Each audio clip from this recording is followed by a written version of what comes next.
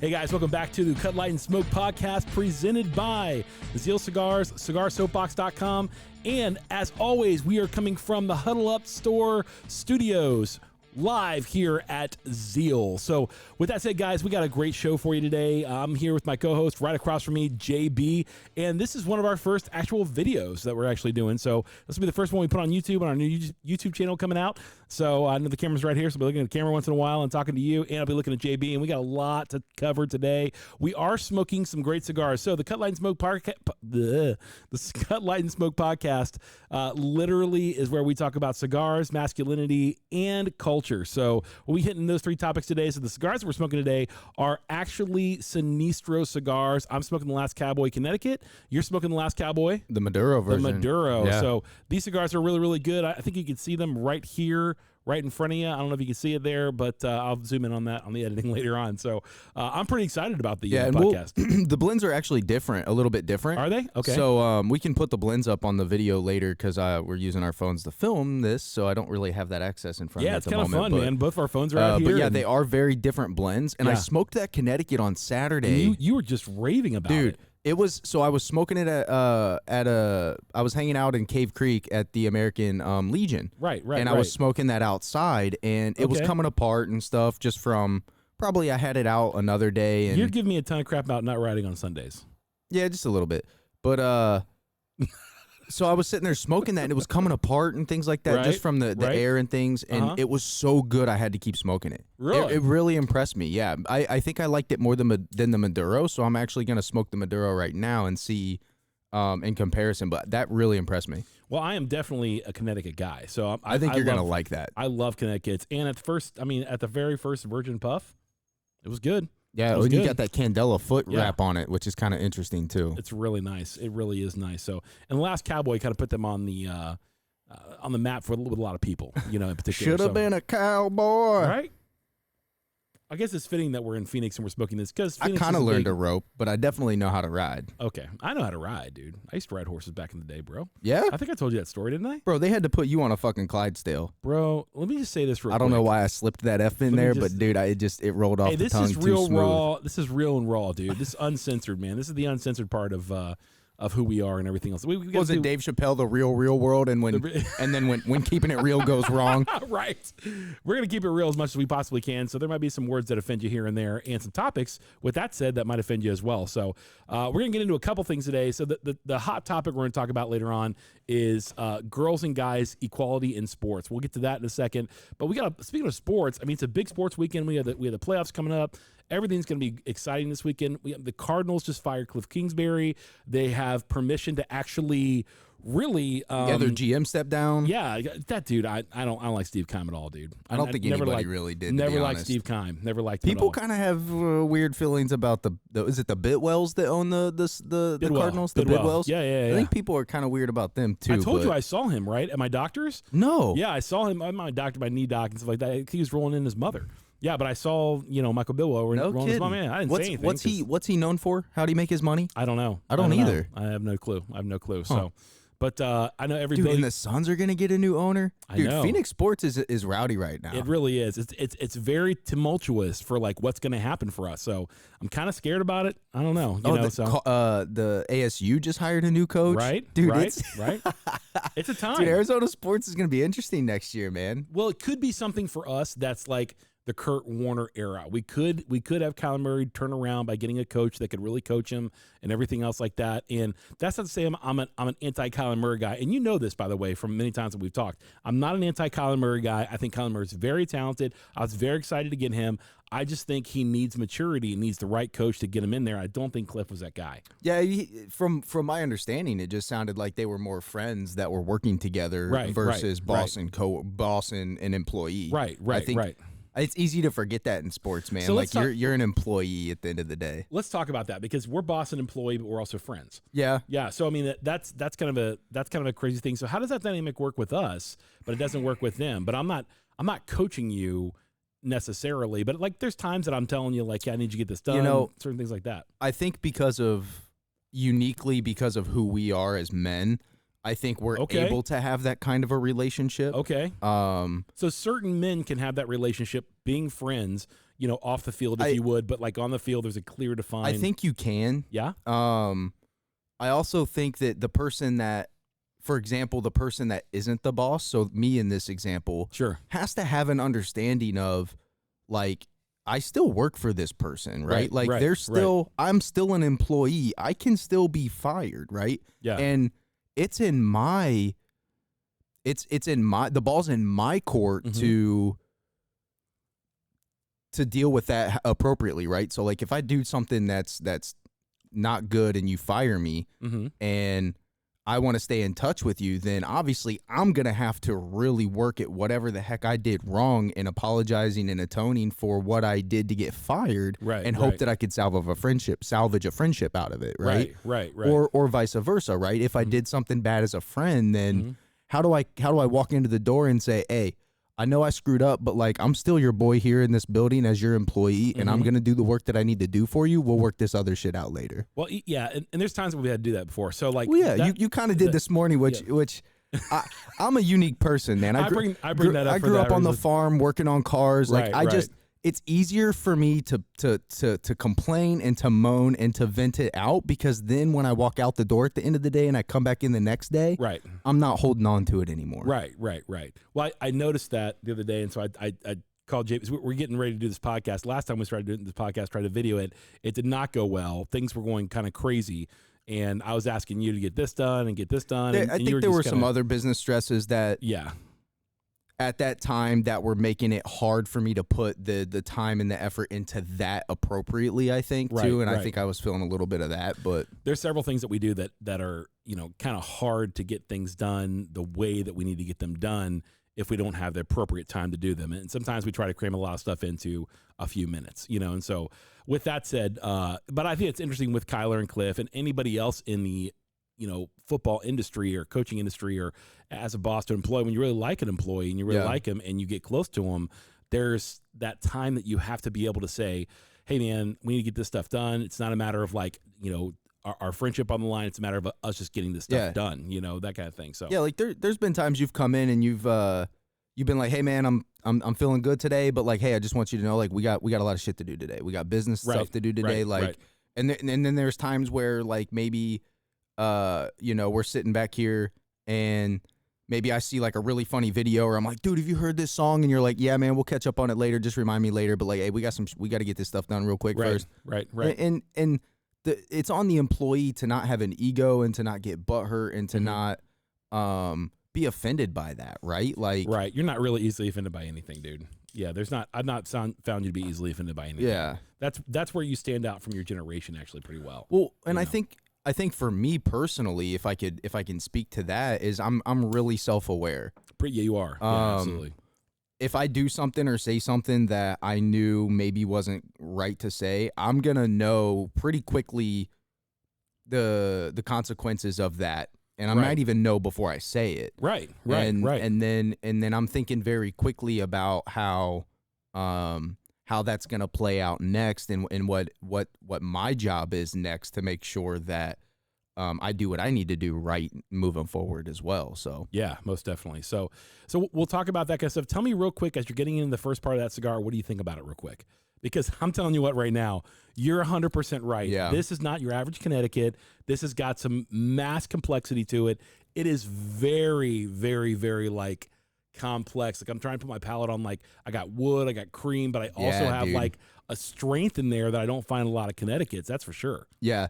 The Maduro right now, I'm kind of slow because I've been yapping, but I'm still in that Candela foot, and it's still kind of opening up, but it's much more fuller bodied at the beginning. I can tell that right away. Oh yeah, definitely much more full bodied. Oh yeah. Well, we have the ability to get a new coach in here for Arizona, which is kind of fun. Sean Payton. They have the rights to interview him. So, which I didn't know he was still employed by New Orleans. I guess he was doing something for them in the front office. I don't know what it was. Yeah, it's because they were talking about like the way that his contract is, that they could trade for Sean Payton. Yeah, it's kind of weird because we had to give up some. I've never heard trades of this before. Yeah, I never have either. So I don't know how it works. Like, I'm really lost on this. Like, I hope somebody out there that listens can send an email and explain how you can trade for a coach? Yeah, please send an email. If you're trying to figure out where to send an email, look at the description below the video, and we'll put the email down there. But it's cutlightsmoke, all one word, cutlightsmoke@gmail.com. Cutlightsmoke podcast, actually, it's cutlightsmokepodcast@gmail.com. And the link will be in the description below, so you can email us your thoughts on the video and everything else like that. So, as well as other topics you want to see us, talk about, and cigars you want to see us smoke on video. So that's that. Okay, that's that. But we're heading into, we're both big NFL fans, and we're heading into the playoffs. This is the first round of the playoffs coming up. Really, what? Saturday. Saturday's the first round, right? Yeah, dude. These Saturday games freak me out, man. It just creeps me out. Because it's kind of like college football. Yeah, it's just I don't know, man. It's just it sneaks up on you, and you're not ready for it, and then you're just like, oh, there's NFL games on today. Right. But I also don't play fantasy football and like stuff like that anymore, so I'm not already like you're not looking. You're not into it. Correct. Yeah, I'm not already. So who do you want to go to the Super Bowl? Who do you think's going to do well in the playoffs? Oh man, from the NFC. Take the NFC first. Dude, I'm so out of football. I don't even remember who was in the NFC. Well, you got Philly, and you got Philly, Cowboys, and San Francisco are the big ones. I would love to see the San Francisco story. Yeah, but I think with Purdy, I would new kid. I would rather see Philly. Yeah, out of that. Yeah, I'd rather see Philly. So I was high on the Dallas Cowboys. I think I talked about that on a couple videos that we did. I even said it, dude. But again, like, most of the Dallas Cowboy fans out there even said, give them the choke. Choke factor. Sorry, there was I got a star stuck in my throat. And if the Cowboys do well this week in particular, okay, then they really got a good shot at it. They really do. Okay, and if Philly does well this week, they got an even better shot at it. So I think San Francisco is going to be the one that is one of the strongest that will. That not defense make it. Is gross. It is. Oh, Bosa, dude, Bosa. That defense is gross. Bosa's the mini JJ Watt. Who retired, man? JJ Watt. Did you watch any of the Hard Knock stuff? No, on HBO. I actually haven't, and I'm kind of great. glad I didn't, but I also am really interested to see what it was like inside that Cardinals locker room, because it had to be a freaking like trailer trash bash. Dude, Bidwell was like not happy. You could see it on his face. You could see Cliff just sweating in the corner at the very last locker room. I watched the last episode last night. The fact that Cliff Kingsbury would come on to interviews and say that he had no, like, on a scale of 1 to 10, how concerned are you for his job? He was like a 2. Wow. Like, dude, are you serious? Are you not seeing the same thing everybody else is seeing? Like, I get the confidence, bro, but like, that's also Cliff Kingsbury, man. Let's be honest, dude. Yeah, he's a cocky guy, but everybody loves him, dude. Everybody's ever met him say he's a great guy. He seems like he's a really down to earth, he seems like the coolest guy you'd have at poker, man. Absolutely, Oh yeah, but poker, yeah, dude. I'm serious, dude. He seems like he'd be a great poker face. But see, that's also what you don't want in football. Right. Unless you're Bill Belichick. You want to Bill, well, when you win that much, you can do what you want. So but I think that's one of the failures of Cliff is that he was more of a friend, more of a player's coach than a coach's coach. But what do you think Tom Brady and Bill Belichick, speaking of that, what do you think their relationship was? I think that later, like after he left? Let's say what their relationship was like maybe 5 years into Brady's career. I think they were both feeling themselves enough that they had so much confidence and so many wins between them that the egos are just too big to stick together. That you don't think that Tom and Belichick had like a similar like our relationship? I think they did at the beginning, but like when they had great success, that really put strain on relationship. Like if we went to like a $20 million company tomorrow, that would put stress on our relationship 100%. Well, yeah, because there would be a lot more business related stuff that would have to be focused on. Right, and we're like, oh my gosh, we got to do this, we got to do this, and we got to hire this, we got to hire this, and then there's, I mean, your responsibility increases, my responsibility increases. Yeah, we both have to get assistants, we both have to figure out stuff. I mean, I'm getting an assistant, dude. I'm telling you, dude, right now, I want an assistant. I do. I want an assistant. I want an assistant that is like a jackhammer of a dude, and he just smokes cigars and yells at me on stuff that I should be doing. And I can yell at him, but he can't touch me. Dude, hey, no, it's like that it's like the email that we send out every once in a while. And it's like, hey, yo. It's some dude just sitting back here smoking a cigar from Brooklyn. Hey, yo. You forget something? You forget something, Bradley? Hey. You left the toilet seat up. I'm telling you this, man. It's I think great success really does put a stress on your relationship. I experienced that before. You know, when I did my other thing at TNT, it put a stress on my relationship with the guy I worked with there. That's fair. You know, but in the same right, I also think that, like, you know, preparing for that success and everything else like that. And then when you have two great minds like both, I mean, Tom Brady's a head coach by himself. He just is. He didn't need anybody to tell him what to do. Right. Okay. So, like, I mean, at this point in his career, yeah. Yeah. But early on, probably, and they both made each other. That's how it is. So it's interesting to see that Tom Brady leaves and has the success that he has, and Bill still has the success that he has. Yeah. Because they're both great equal minds. So I think that's kind of how it goes. But I don't think Tom Brady's going to make it past this weekend. I don't. I really don't, man. I don't. I don't know, man. I think the goat sinks this weekend, goes to the Raiders because he's gonna go to the Raiders. Okay, the football gods need a sacrifice, but I don't think it's that goat. I'm telling you what, dude. That's funny. I like that. You're welcome. Yeah, that's funny. Okay, but that's what I think. That's what I think for that. That's what I think for that. So I think that's true, and I think again the Bengals are going to go to the Super Bowl. In the AFC, and the Bengals are the most complete, strong team, and not just because I'm from Cincinnati, and I am a big Bengals fan. But the fact of the matter is, oh no, they're on fire right now, bro. Joe Burrow is the next big goat. He's the young goat, guaranteed. If he stays healthy, he's the young goat. I would love to see Cincinnati get there. Mm-hmm. But there's also there was some banging next door, so I just had to make sure it wasn't somebody like banging on our door or something. I would love to see Cincinnati, but there's also a salty part of me, like a big salt lick part of me that doesn't want to see Cincy go before Cleveland. Because you're from Cleveland, bro. I mean, I'm from Dayton, so I'm closer to Cincy, but you're a Browns fan, man. Dude, when I lived in Cleveland, man, it's hard to not be, man. Of course. It's just that. Of course, yeah. That city is the only city that ever has really it really makes me feel a way when I go back. You know what I mean? Yeah. It really does. I felt that way when I went back to Cincinnati last year. Yeah. I did. I love being there. I thought it was Cincinnati's great, dope, man. I wish if I would have spent more time down there, I probably would have gotten a similar feeling in Cincy. Well, it's the people, man. The people in Cincinnati are just amazing. Yeah, they really are. Same dude on the same corner, just like in Cleveland, selling hot dogs, selling sodas, selling peanuts, you know. Cigar bars and cigar stores that have been there, they have been there forever. Yeah, dude. And they'll be there forever. They're like the guys that are fighting the guys that are trying to make the community better because they don't want the old building tore down that they're in. 100%, man. 100%. I love those guys, dude. I really do. So let's go on from there and talk about some stuff that happened. You know, so we got the playoffs. I hope Cincinnati wins and everything. Playoffs. Let's talk about what happened with Dana White. You know about that? No. You kind of lightly said something off air about hey, I might mention this, but I didn't hear anything about it. So first off, Dana White is a dude that I do not know personally. Okay, not that I know a bunch of people. UFC. Yeah, the UFC. He's the great manager or something like that. Yeah, and he also own it. Didn't he also do this? Was he the one that did the show? I know you're talking about the UFC, like the Ultimate Fighter. Was that Dana White that did that? Yeah. He put that together. So Dana White's an incredible character, and he's not a villain. He's actually a good dude. I'm not gonna lie, I got him and Joe Rogan mixed up all the freaking time. Really? Not now, but I used to. But so there's a video New Year's Eve. I guess he was out with his wife, and they were at some club. I can't remember if they were in Mexico or where they were, but they were arguing. They were both probably drunk or had some drinks, and she smacked him in the face, and he smacked her back. So he smacked her back, right? Well, and technically he's a fighter, right? I don't know. Because he's not a fighter. He never was a certified like pro. Never fought pro. I don't know, but he's not a. Because when you hit somebody with your hands, no, it was. I saw the slap. It wasn't like a big slap. Okay, it wasn't like that's assault with a deadly weapon. If somebody like Tyson lays his hands on you, it wasn't like the Chris Rock slap, dude. It wasn't anything like that.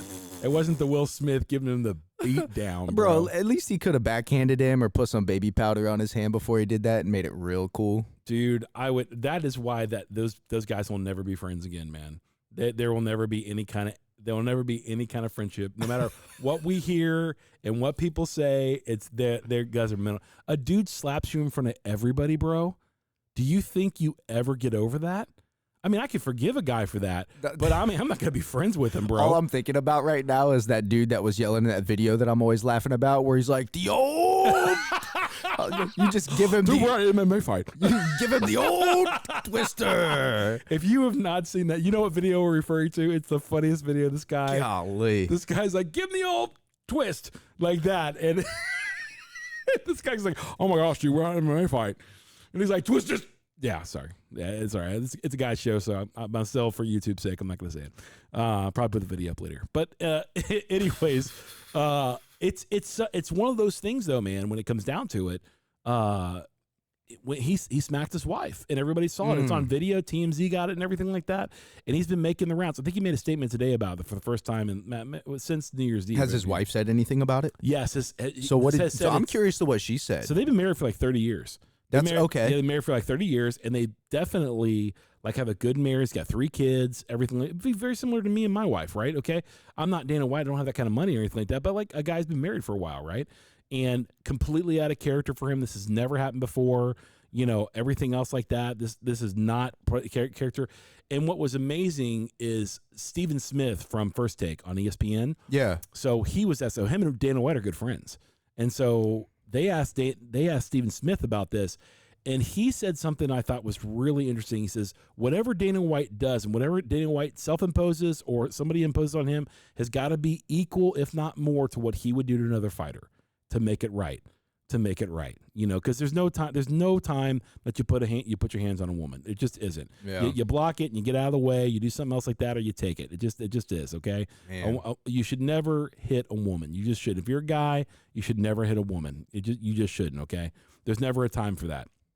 And so when it comes down to it, when that stuff happens, you're just thinking like, man, what's the fallout going to be like for UFC? And keep in mind, I don't know what he said yet. I know he made a statement this morning. I was at the gym. I saw the statement on there and saw him speaking on ESPN about it, but I don't know what he said.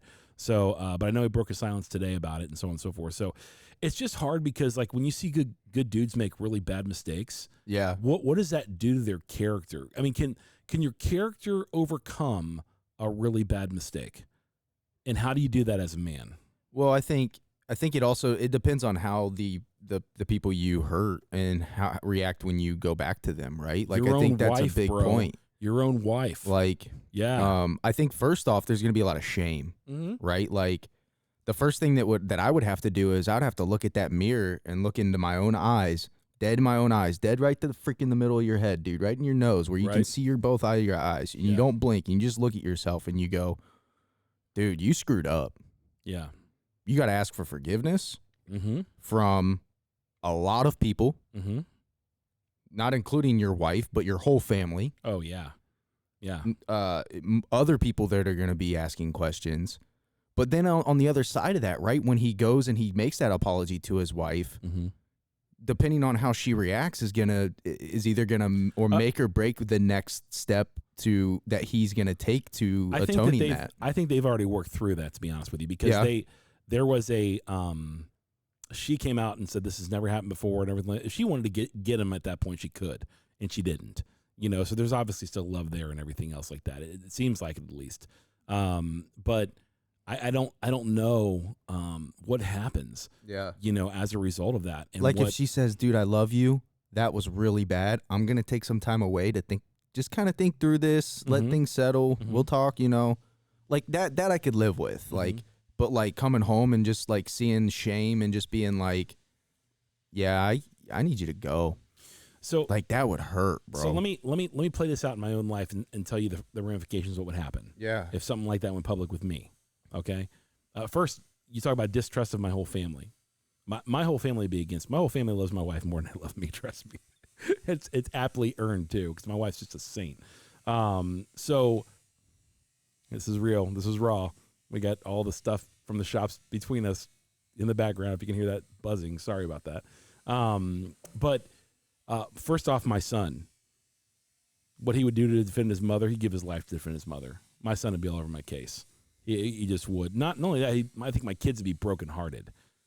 So you got to deal with the brokenheartedness and the fallout with your own kids. That's the first thing. Then there's there'd be some hurt, some really deep hurt there. Right. Not to mention your relationship with your wife. No, yeah, the kids are going to be really hurt because they're not only going to be hurt by the fact that happened and the action and the event and the trauma from that, but they're going to be hurt by the fact that my dad did that. Because dad would be the first person to defend mom, and dad was the first person to harm mom. Yeah, you know.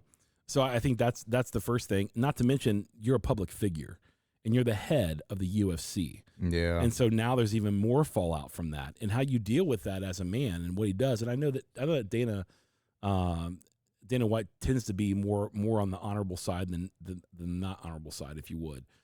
From what we see publicly. Now, I don't know the guy personally. I don't know his personal stuff or anything like that. But he's taken responsibility for things when it's been his fault in the UFC or what have you.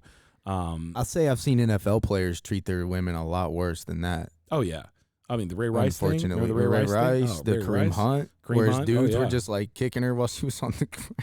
Dude, what you're thinking at that point, bro? Yeah, I mean, so No. in that regard, I think that's what's going to happen. That we got to figure out, like, what is it? What's going on, and what is going to ultimately make this thing, work or not work? Yeah. I think that's going to be a big deal. So I think it'll be interesting to see who assists or takes over, and or as Dana steps down for a time, or what the consequences are going to be. Let's throw this out there for the sake of argument. What if he was drinking? Okay. How long would you not drink after something like that happened? Ever? I would say ever, because like I've never seen you into a drunk. position. Yeah. I've never been drunk before. Well, I've been drunk before, but like I don't drink to get drunk. I drink to taste the alcohol. Might sneak up on you and get a little woozy, but I've never seen you like. Times, I get tired. I get tired before I ever get. That's how I am. I get exhausted and sleepy. So I get like there's been times we've done reviews and I've had some extra. And I'm the back of my computer. I'm just that's because I exhausted. bring in straight gasoline, bro. You do. If it's not 100 proof, dude, I'm not bringing it in. Right. But that's happened, before. But I mean, something like that happens while you're drinking. It's almost, it's not as bad, but it's something definitely crazy to where you're like, man, that's. It would be hard. hard for me, I think, if Right. I was in that situation. Right. It reminds you of what you did. Yeah, I don't and know how you fell. Yeah, it would be hard for me to do that again. Mm-hmm.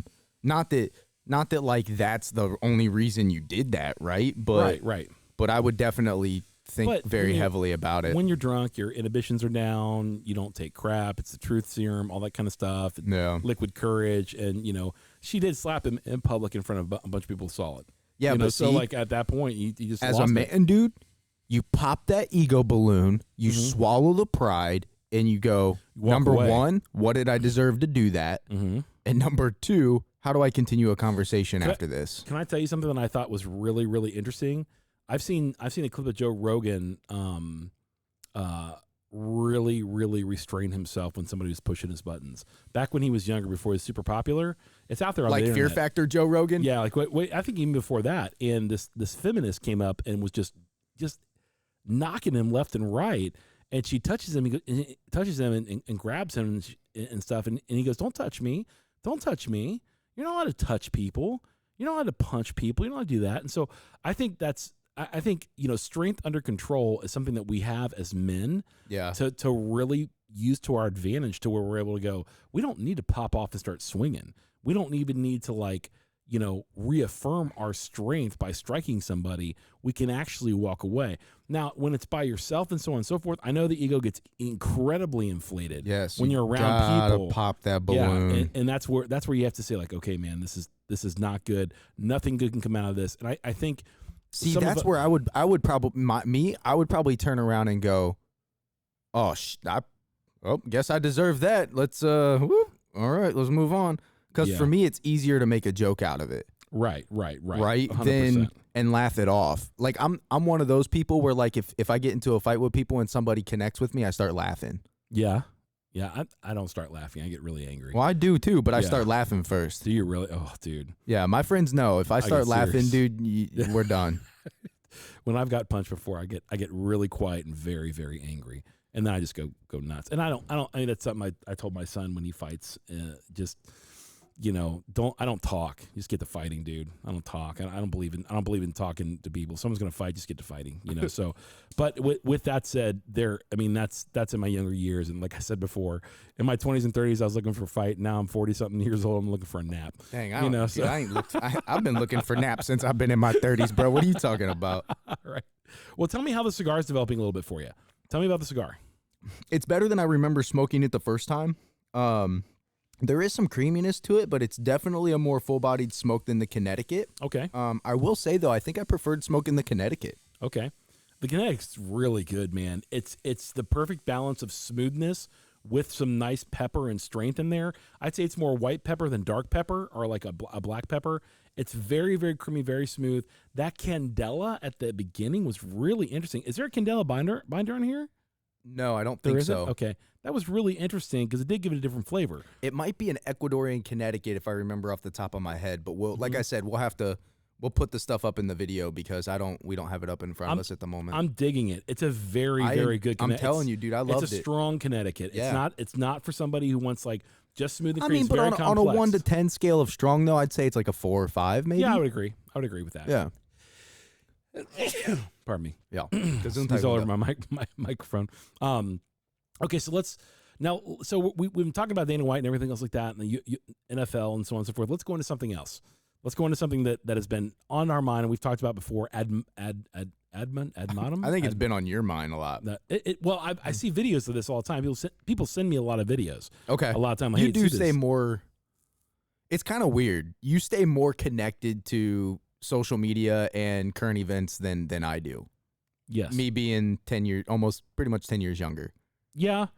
It's kind of unique. Why? Why is that unique? I think, just because you would expect me to be the one that's got my head buried in social media. Dude, let me do all these videos for you, dude. Let me get your social media account rolling. Let's do this. But I'm the one that's like, you're making me do another short. Are you putting this on TikTok and Instagram? Truth be told, Justin hates the YouTube 4 million people saw me do this short. Are you kidding me? Dude. That How to Save a Cigar for Later, in the last 30 days, 4.6 million views. Dude, it's crazy how many people nuts. That aren't cigar smokers. Well, because, 3.5% of the population is cigar smokers. So Right, out of dude. that 4 million people, you're thinking maybe 100,000 people are actually cigar smokers. Right. The comment section is Lung gold. cancer. It's just it's gold, crazy, man. Dude. It's nuts. It really is. People are like, man, I bet that dude doesn't even know how to light a cigar. It's called cedar spills if you really want to get technical. And if you really want to get, by the way, into more of our cigar reviews and everything like that, you can go to Best Cigar Reviews on YouTube. This channel's specifically just for our podcast. So Cut Light and Smoke podcast, again, in the Huddle Up Studios, and we'll tell you more about Huddle Up and everything else like that when the time is appropriate. So, but here's the thing. I want to talk about this because I am on social media a lot. I do a lot of my stuff on social media because I do run 2 companies. You're a marketing. You love the market. Yeah, I like marketing, designing, stuff like that. That's part of what I do. And so I get a lot of inspiration just from stuff I see on social media. I watch YouTube more than I watch TV. Although I will tell you, I saw 2 movies just recently I thought were really, really good, and I'll get back into the guys versus girls thing in a second. 2 movies you recently saw that were really good? Very good, dude. Very good. Okay. One was called Hereditary. It's about DNA movie. or It's a horror movie. It was really it's crazy twist plot at the end. Like you inherit this like serial killer gene? No, it was nuts, dude. I don't want to talk about it because I want to get your feedback on it. So that was really good. And then I saw one called The Menu. Have you heard of this new one called The Menu? No. It's another one that is really like it's like a suspenseful horror. I don't flick. watch a lot of like horror genre, mostly because my wife won't sleep. So these are predicated on my kids telling me I need to see these. Your kids? Yeah, my dad, you gotta see these ones. You gotta see this. I'm like, I don't watch a lot of horror movies anymore. I really don't. And I used to watch them a lot, but I don't watch them anymore. And probably because I live some of that stuff out. It's kind of crazy. But it was really interesting. I could not believe. At one point I had Madeline, who had seen the movie before, come sit with me on the couch, and I had my arm around her because I was like, Madeline's my youngest daughter. She's 17, and I was like, this is really creepy. She's like, Dad, you're like shaking. I'm like, yeah, this is really, really creepy. yeah. It's creepy, dude. I'm telling you, bro, it's creepy. So you're like, shaking. Yeah, it really was. So, and the menu was more suspenseful. It really was. See, a little gory, but pretty suspenseful. I always get more freaked out with when I've played video games. Because you're immersive in it, right? When you're watching a movie, you can sit back and you can kind of think about it. You get freaked out playing video games? Dude, there are 2 games that I've played that have freaked me out, dude, that have literally scared me. Okay, we're not talking about your KD on no, Call of Duty. No, that scares you. That scares you. Okay. So like, I don't even know what that means. I just know that people say KD all the time. What does that mean? You killed a death ratio, meaning Okay. for like every 2 kills you die. So if you have a 2.0, that means for every 1 death you get 2 kills. Oh, that's cool. Yeah. Oh, I don't want to know what my KD is. Yeah, you don't. Okay. But anyway. Yeah. So there was a game called Dead Space, and it was about like this space station that blew up. I've heard of it before. Yeah. And what was creepy about it is there would be like these alien creatures laying on the ground. and you would never know if they were dead or alive. So like you have to literally start going through the game just shooting everything on the ground because you're not sure if it's dead or alive. And they would just pop up and just run at you. But what scared me the most would be like you'd get off, you'd be like in an elevator. Then you would just hear like this loud scream. And then the elevator would just like do something freaky and then it would go about its business. Okay. Then you'd get off the elevator. You walk in and you're in the greenhouse area, right? And there's like remember how you used to go to the grocery stores and they'd have like the misters that come onto the plants? Sure. So there was like a container, like a glass window, and I was like, oh, there's tomato plants in there. And I get real close to the glass window because the game looked cool. And I was like, oh, that looks neat. And then all of a sudden those misters kicked on and it freaked me out because of what had just happened in the elevator. I was already kind of on edge. So when I walked up and I was like, oh, tomato plants, I kind of relaxed for a second. And then it went, and the misters kicked on, dude. It scared me to death. Yeah, that's why I don't play scary video games, dude. I definitely don't play scary video games. That's really scary. Dude, that game was creepy. Yeah, dude. The game was super creepy. I'm not going to play this scary. I did play one scary video game because my kids got it, and they're like, Dad, you got to play this. It's really scary. Emily is what it's called. And it's really creepy, dude. It's really, I'll tell you about it some other time, but it's called Emily, and it's like a haunted house thing, and it's super scary, super sketch. And I played it on Halloween for my kids, and they're like, "What do you think, Dad?" I'm like, "I'm not playing this game again. It's scary, dude. Really scary. It's really hard to play too." Really there was another one I played that was creepy, and I can't think of the name of it. I can see the cover of the game. It was like a green background with like, oh man, there's like a pathway walking through it, and you start off in a house, and you're trying to get out of this house, but like it just keeps looping you back to the beginning, or like you open one room and there's like something in there, and then you open like another room and it takes you back to the other room of the house, like you can't get out, and it's just like super creepy, dude. Okay, so I want to talk about this guys and girls thing. Okay. Yeah, I wanted to talk about Logan Paul too, and the crypto scam. Because I think that's really interesting. Oh my goodness. I do. I just want to talk about it and just see what you think about that. It was a super cool idea. It was. And somebody else did it in like 3 minutes. No way. Did they really? Yeah, they did it in 3 minutes. Yeah. So there's already another company out there doing it? Oh, yeah. Totally. Oh my goodness. I don't know if it's crypto oriented, but they did the whole like hybrid. So anyways, we'll get to Logan Paul in a second. So the guy versus girl thing in sports. So people send me clips all the time. You know, like if a guy can do it, a girl can do it too, and everything else like that. And again, that was their whole Mia Hamm campaign there for the longest time for right. it Gatorade and Michael Jordan? Was anything you can do, I can do better? Right. Gatorade or Nike? And what's fascinating about that is it doesn't take into consideration that guys and girls are different. Guys have different skeletal and muscle structure and everything else like that. They're built different. They can run faster, stronger, and everything like that longer. The girls can even down to different people from different parts of the world are built different. Yeah, absolutely. And so, but in general, guys are stronger than girls and everything like that. And I think what happens when we start talking about this, we start making room for this in culture. You start losing the difference between guys and girls, which is very, very important. It is very, very important because I really believe God made girls awesome. I think women are the pinnacle of all creation. I really do. That's why all these studies with people in like at Harvard and Yale and any kind of university you go to, you put guys and girls in the exact same room and you flash different pictures at them. Guys and girls respond to a girl, an attractive woman, almost the same. Like, well, she's really pretty, okay? But a guy, even a hot guy, both of them respond like, nah, it's okay. You know, it's a muscular dude without his shirt on. Doesn't really matter. Doesn't really matter. So, but women are the pinnacle of creation, and I think when you push this agenda and you push this like, you know, anything guys can do, girls can do, you lose the beauty of what women can do. I mean, women can do some amazing things. They can have children. That's an incredible thing. It really is. And let me bypass all the political correctness here, just for the sake of saying when you start mixing everything up, you take that beauty away from what a woman can actually provide. My wife is beautiful. She's given me 3 beautiful children. I've seen all of them born, and it was just absolutely amazing. It is a miracle. It's a bloody, disgusting miracle, but it was a miracle. It really was. So with that said, I think when you do that, and you're starting to see this happen playing in the sports, and, you know, here's my question with that. Do you ever think we're going to get to the point where you have a woman get in the NFL? I think it could happen. I think it's happening. It's happening right now in college. We know that. There's I'll be 100% honest. There are 100% some soccer players, like women that are retired, that could easily be some better kickers than some of the dudes I've seen the last few years. Sure. But yeah, I think so, and I think there's more and more. What do you think they'll do to the sport? Will that not complicate it to a degree that we will be super divided? I think that's the hard part, right? Because then you got to think about, okay, now we got to think about designing equipment that's a little bit different and safer for women, right? Which isn't a bad thing, but it will change the game. Can you not hit her? And have you not seen some of these, like, have you, I don't know, you haven't seen I would relate it more to wrestling even, right? Because I've seen women in wrestling way more than I've seen in football. Okay. And I would say that guys are very timid about wrestling a woman during a meet because you got to grab in very specific places that you feel uncomfortable grabbing, right? Yeah. Like, and I also know guys that there was a girl that wrestled on my high school wrestling team. Super dope. I can't remember her name at the moment. I apologize. Super dope. Really good wrestler. And she didn't care. She told the guys, like, hey, I understand. Like, don't like come up behind me and thumb me or anything weird like that. Like, I get it. We're wrestling. And she was super dope about it, and they had an understanding, right? But when you go to a meet, maybe the other kid on the other team doesn't have that understanding, right? And it's insulting to that guy, and he feels it's insulting.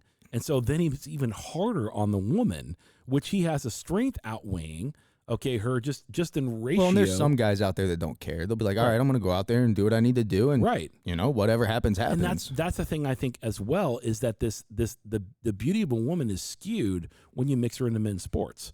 It really is. They get skewed. It really is. And both of them lose what their God-given gender is. Well, and it really is. It does kind of suck in that aspect, too, of like, there's not enough women that are interested in wrestling that schools could have their own women's wrestling team and things like that. You know, you'd have to do like a whole club for like the whole state or something, you know? I don't see that women's sports being big with wrestling necessarily. I mean, I mean, it's huge when you look at the world stage, right? Because obviously it's still, you know, you got karate and mixed martial arts, and that's big, and you see a lot of women in that. But that's also disciplines of a different... That's true. Different kind, too. So very true. Wrestling is pretty violent, pretty upfront, and women aren't naturally violent. Men are more naturally violent. So is some like judo and MMA. Like, there's more women in MMA, I would say, than I've seen in wrestling from the U.S. standpoint. Sure. I mean, and from my perspective. And when you talk about, you know, Brazilian jiu-jitsu or anything like that, that's a lot of grappling. It's also self-discipline. And so with the mixed martial arts, there's a lot of self-discipline involved in that. Yeah, so self-protection. I can see that, you know, being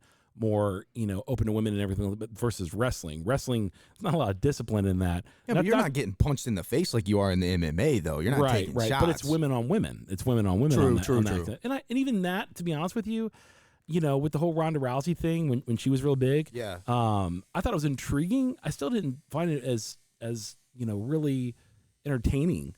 You know, as the guys, because they're not. Well, a lot of hers were submissions too. Yeah. She's technical, and she was as a fighter, an artist for sure. Yeah. Oh yeah, as a fighter. Now she's a mom, I think too. Well, she does. She's in like WWE now. She's doing very, very well in the WWE, bro. She's got the personality for it. She knew what she was doing. She does. She was like, I'm getting out of getting punched in the face. Right. And I'm gonna go make money doing WWE. And that's cool for her because that's not real wrestling. It's produced and everything. Yeah. I mean, they still take hits, you know. Oh, don't get me wrong. Yeah, they don't get me wrong on that because I. But I get what you're saying. Yeah. You're not taking the knuckles, bro. Yeah, for sure. So, but I just want to say it because I think that's one of those things that you know I don't want. I have two daughters, okay, and I love them, and both of them are real beautiful, and I don't want to have, you know, I have that conversation with them, and Madeline, you know, to be quite honest, is one of those ones I have conversations with, like, hey, you know, what's some things that you see happening, you know, in the world around you and so on and so forth. So we have lots of conversations. She's in school with this going on right now. And she's in theater, which means, you know, there's and lots she's at of a very issues. diverse school for this topic as well, I would say. Oh, it's the #1 school here in Phoenix, you know, for it. So it's one of those things that we talk about a lot about and so on and so forth, and we're very open about with our communication and so on and so forth. And she has transgender friends, gay friends, and everything else like that. She asked me about a lot.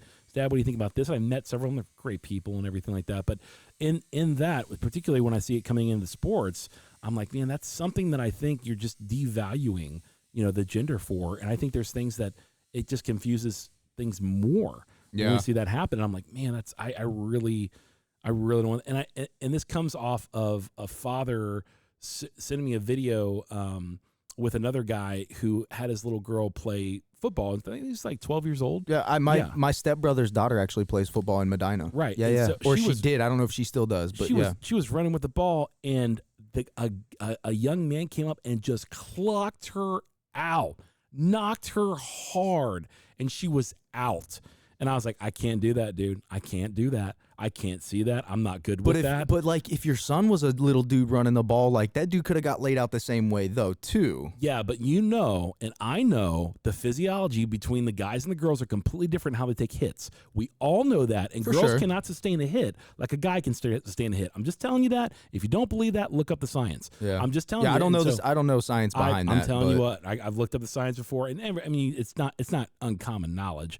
But I'm just saying that's one of the reasons that girls don't go towards more violent jobs or violent sports or anything else like that.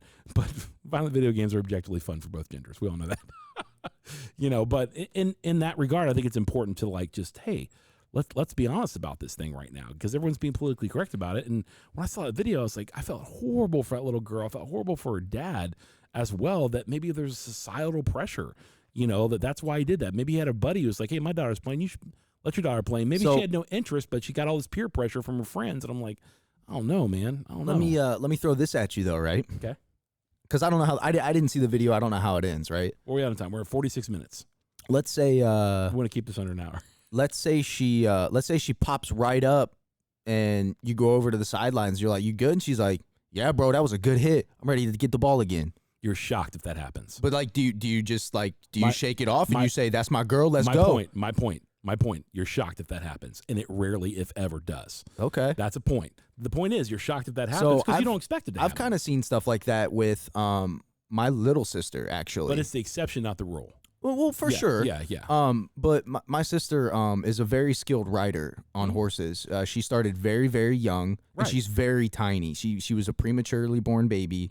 My stepmother had her in her 40s, so she's very tiny. And she started riding horses, I think, when she was like 2, bro, like really little. And she's still very little. And she's fallen off many times, been kicked, all kinds of stuff. And every time she gets back off, shakes it off, and goes, I'm getting back on. Right. And it's like, it's really cool to see that, because you don't see that a lot. But I get what you're saying. Like I said, that's the exception to the rule. For real. Yeah. You get I mean, and this is why we have, you know, I can go down the road of military and everything else like that, and so on and so forth. And it's but I think what we're doing today is we're blending genders and everything else like that, and it's taking away from both what makes a woman unique and what makes a man unique. And I think appreciating them both where they are is how it should be, and how beautiful that really is, to be honest with you. So, and I know everyone's gonna light me up in the comments for this one, but I'm telling you what, it's a lot of it is also, you know, based on my faith and predicated on my faith, and like that guy's he's just a Christian guy, and that's what he thinks and what he believes. But there's a lot of science behind it too. There really is. Well, and it's like, you know, not saying there's not a lot of science behind my faith. There is too. So just for the ones that are going to say that too.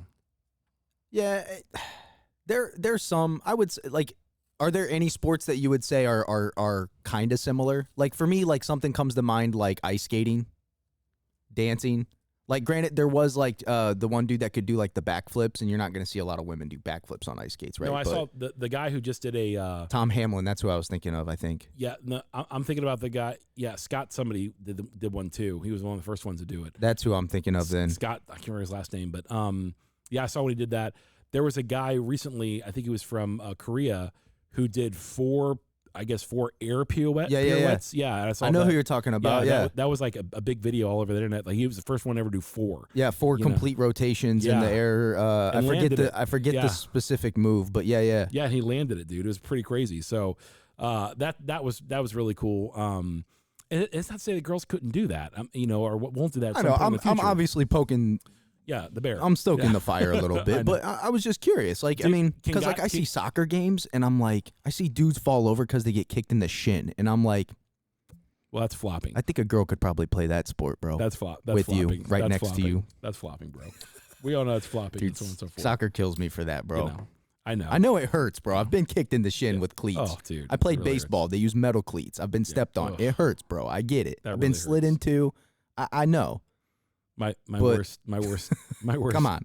My worst accident with cleats is I had we were playing against when I played high school football. We were playing against a team that Mark Edwards, he's a Super Bowl winning fullback. Basically, he played for the other team that we were playing against, and he ran me over and stepped on my back with his cleats. And almost had to get stitches on my back. It was horrible. That's how bad it was. So I was not a great football player. Dude, I've seen Yeah. crazy leg lacerations and stuff from baseball cleats, bro. Oh yeah, dude. Because then metal when we finally went metal, dude, that was the best thing ever. I hate when I play like other leagues in softball or baseball and you have to use freaking regular cleats, dude. I miss metal cleats so bad. Right, 100%. Well, Logan Paul, we got about 10 minutes. Okay, let's talk about CryptoGate, dude. So I don't know how you feel about Logan Paul. I don't know. I think he's a disgrace for all of Ohio. I think him and his brother are the biggest douchebags on the planet. Yeah. But I think he's a marketing genius, and I think he's using everything that he's learning through social media, through culture to promote himself, and his family, and they're going to be well off for the rest of their life because of that. So he's got unless he needs to pay everybody all his money back plus some. He probably will. But I don't like the guy. I'm not a fan of the dude. I don't like a lot of what he stands for personally. Right. I think he's a brilliant marketer, and the dude's getting his because he's smart. Right. I would agree with that.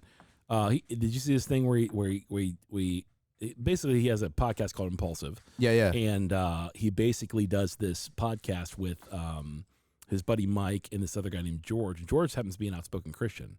And is he a fighter too? I don't think he's a fighter. He's not a fighter? Yeah. Oh, okay. So. And essentially in this podcast, at one point Logan Paul was like just like cocky as all get out and taking George to town about his faith, right? Just hitting. I mean, just telling him like, you know, the reason I don't like you, I don't like your God is this, and your God's stupid, and so on and so forth. I mean, it was pretty bad, dude. It was really bad. I saw the clip. You can see the clip out there, and it's viral all over YouTube right now. I think, and then basically he ended up going to Dubai, getting food poisoning, getting humbled by God. Comes back on the next podcast and basically starts to apologize because you don't take on the Almighty without consequences. You just don't, dude. Just letting you know, you just don't. It says in the Bible very clearly that God will not be mocked. So if you're trying to mock him, be ready for the consequences. Well, what was be that? Ready for the consequences. See, that's the video I saw recently. There was a comedian that was standing up, and she was like just straight up going in, and then she just had a seizure. Yeah, on stage or passed out, one of the two. Yeah, she was talking about I'm Jesus's favorite or something like that. And she was mocking God and everything like that. And she collapsed on stage. Been a lot of that stuff showing up lately. Right. The collapsing of stuff. Yeah.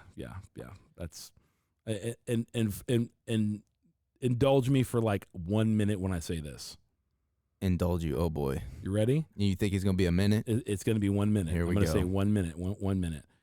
There has to be more science and more discovery about the fallout of vaccinations. There just does. And nobody's talking about it, dude. Nobody's talking about it. I'm not a conspiracy theorist about this. All I'm saying is that there is a tremendous amount of people that are having complications from the vaccines, and nobody's saying anything about it. I've not been vaccinated, neither have you. I think both my parents have, and people I love have. Okay, yeah, I know people that have. Yeah, and so that's and what's happening with the complications from that. You know, that people are just there's some people who are just dropping dead, blood clots, things like that are happening, but nobody's talking about it. And the minute you say something about it, they take you off YouTube. So I might have to edit this video for it to even be up. See, I would just like to have I would like to have somebody honestly do some research. I was about to say I would love to see Joe Rogan have We've talked about it before. I would love to see him have the guys on that did that series that you sent me the video on, about how so it was a group of coroners, and what these guys were finding is they were having trouble embalming. Right. And this is the argument I got into my doctor with. I said, why aren't they doing autopsies on these people? Why aren't they seeing where these spike proteins are landing? Why aren't they seeing what this disease and what this virus is really doing? Why aren't they seeing what this vaccine's really doing? Right? And it was a big argument. It was such a big argument that I got on my motorcycle and rode for probably like 45 minutes and then finally woke up on the 101 and was like, oh, I'm 45 minutes away from home. Right. Because I was just so upset about it. And my biggest complaint was, why aren't they doing the research on the dead bodies? And they're like, oh, it's expensive. Well, okay, well, now something's happening that they're already doing to all the bodies. And what's happening is they're trying to embalm the bodies, and they're not able to push the fluid through the veins. Right. And because they're pulling out these, like, looks like a tapeworm. It's ginormous, attaching yeah. to smaller blood clots, like darker blood clots that you would see.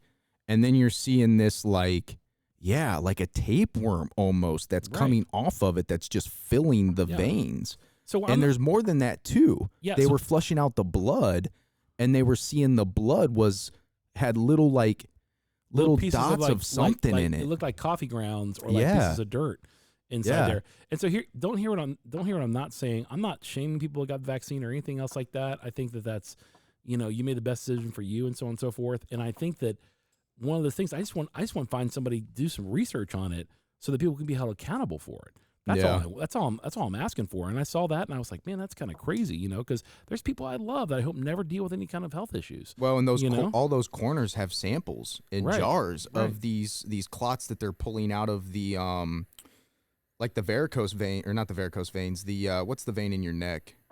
The femoral artery, that one? I'm not a doctor. I don't know. I just play one on I can't TV. Think of it, but there's a big vein in your neck, and that's the main one that they're finding these giant things in. It's really weird. Right. Well, here's the deal, guys. This is our first video for the podcast. We hope you guys actually enjoyed it. We're going to continue to release them on the Cut Light and Smoke podcast on the audio formats. But this will be our first video podcast that we actually put up on the YouTube that you're probably watching right now. So we do appreciate your time, and drop a comment below if you enjoyed anything we said or have anything you want to say. If you want to email us, you can email us at cutlightsmokepodcast@gmail.com, all one word, cutlightsmokepodcast@gmail.com.